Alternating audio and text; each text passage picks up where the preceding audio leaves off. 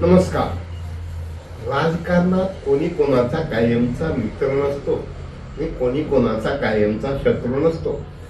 दिवसेंदिवस तर सकाळी एका बरोबर, दुपारी एका बरोबर आणि संध्याकाळी तिसऱ्या पक्षाबरोबर अशा युत्या होत चालल्या. त्याला अभद्र म्हणायचं का भद्र म्हणायचं हा ज्याचा त्याचा प्रश्न आहे. आता आपण बोलत आहोत लातूर जिल्हा परिषदचा अध्यक्ष कोण होणार. मुळात ही जागा ओपन महिलांसाठी सुटलेली आहे. ओपन महिलांसाठी खरोळामधून गोडबर्ले या विजयी झालेल्या आहेत, पण त्या रेड्डी समाजाच्या आहेत. औसा तालुक्यातून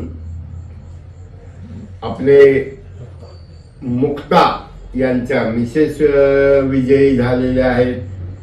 गोरे म्हणून एक महिला विजयी झालेल्या आहेत. तिसरं देवणीमधून भगवानराव पाटील तळेगावकर यांच्या भाऊजाई या विजयी झालेल्या आहेत. गोरे नामक एक महिलाही उमेदवार विजयी झालेल्या आहेत. आणि काँग्रेस याला काही आतापर्यंत काही विरोधी हालचाली दिसत नाहीत. पण या निवडणुकीत कुणाला करायचं. एका बाजूला शेतकऱ्याची कर्जमाफी करणाऱ्या पक्षात काही जण म्हणतात मुक्ता हे सावकार आहेत, मुक्ताचे वडील सावकार होते, मुक्ता सावकार आहेत. इलेक्शन मध्ये तो प्रचार झाला. मग दुसरे जण सोशल इंजिनिअरिंगचा विचार करत असताना बसवराजजी पाटील ग्रामीणचे जिल्हाध्यक्ष हेही लिंगायत आहेत. उपाध्यक्षा डॉक्टर अर्चना पाटील ह्याही लिंगायत आहेत. मग कुणाला करायचं. ओपन जागेवर निवडून आलेल्या रेड्डीना करणं म्हणजे अवघड आहे. त्याचबरोबर या ठिकाणी भगवानराव पाटीलांच्या कुटुंबाचा मग रामचंद्र पाटील असतील, भगवानराव असतील, त्यांनी आयुष्यात देशमुख आणि देशमुख कंपनी आणि पर्यायानं काँग्रेसची कधीही युती केलेली नाही. एक लढवय संघर्ष करणारे म्हणून त्यांची प्रतिमा आहे. ते एकमेव विरोधी पक्षाचे बँकेचे संचालक झालेले आहेत. आणि भगवानराव पाटील आणि तळेगावकर कंपनी यांच्या राजकारणाचा विचार करत असताना आपण सोलापूर जिल्हा परिषदचा थोडा विचार करणं गरजेचं आहे, किंवा धाराशिवचा करणं गरजेचं आहे. धाराशिवला तर राणा जगदीशसिंह पाटील यांच्या पत्नी सौ अर्चना पाटील, तर उपाध्यक्षपदी रवी गायकवाड माजी खासदार यांच्या पत्नी या त्या ठिकाणी उपाध्यक्ष झालेल्या आहेत. आणि लातूरमध्ये करत असताना की जरांगे फॅक्टर ज्या पद्धतीनं सोलापूरमध्ये ओपन जागेवर नॉन मराठा केल्यामुळं मराठा समाज खवळला. आणि अशा एका परिस्थितीमध्ये तसं 3 वर्ष जरी निवडणुका नसल्या तरी नियमानुसार निकषानुसार पैसेवाला म्हणून नाही, तत्व मूल्य निष्ठा असणारे भगवानराव पाटील तळेगावकर ज्यांनी सातत्याने सत्तेवर मुख्यमंत्री असताना सुद्धा विरोध केला, म्हणजे काँग्रेसला, देशमुखांना आणि खऱ्या अर्थानं न्याय हक्काचे. मग या ठिकाणी संभाजीराव पाटलांना निवडून आणण्यासाठी त्यांनी काय काय केलं हे संभाजीरावच आपल्यापेक्षा चांगलं सांगू शकतात. कारण उद्या निलंगा धोक्यात येऊ शकतं जर भगवानरावला टाळलं तर. म्हणून कराही आम्ही म्हणणार नाही, पण एक काहीतरी ज्याला कमिटमेंट आहे त्यांना फक्त मुक्ता म्हणजे पैसा आहे म्हणून करायचा असं नाही.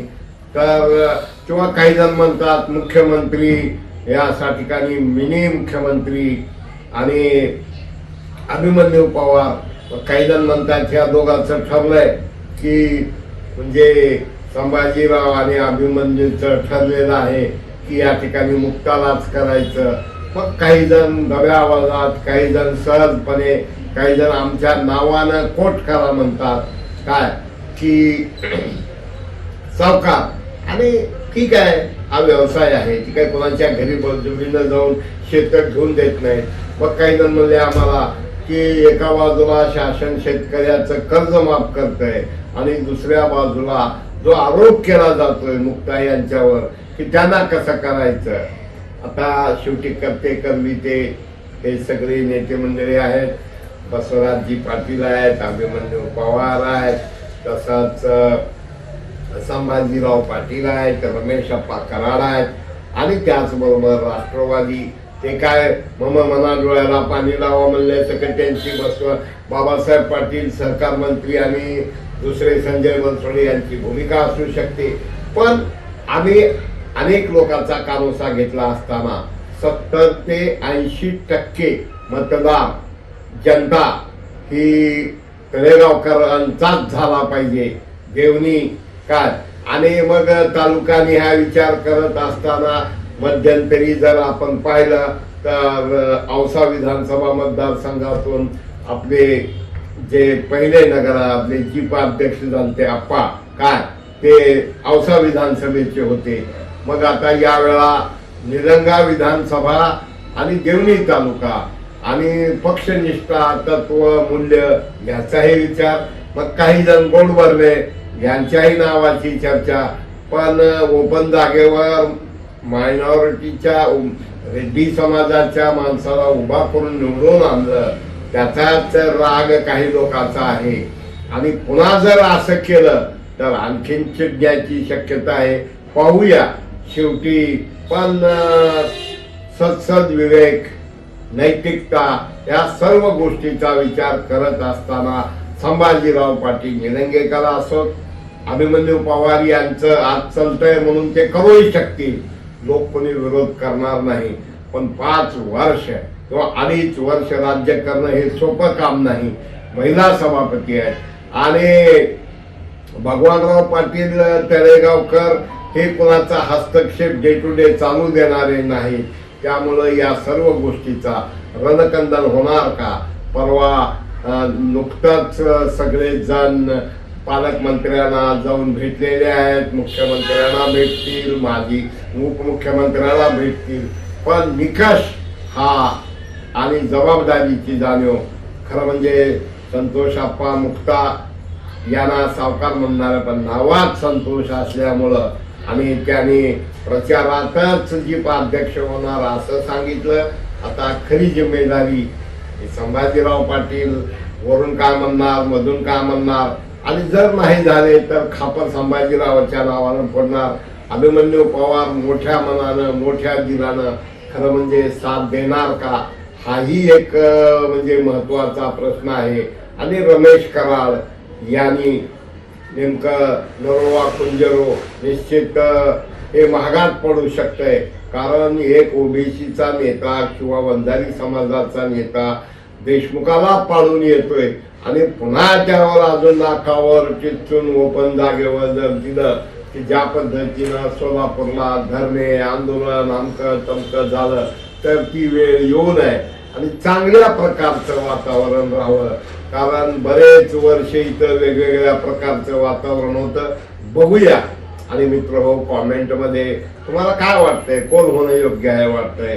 काही जण म्हणजे गाव घेऊ नाही म्हणजे तत्व मूल्य आणि राजकारणाचा व्यापार सगळीकडे होत असताना निश्चित मुक्ता हे चांगले अभिमन्यू पवार यांचे मित्र आहेत, सगळं आहे.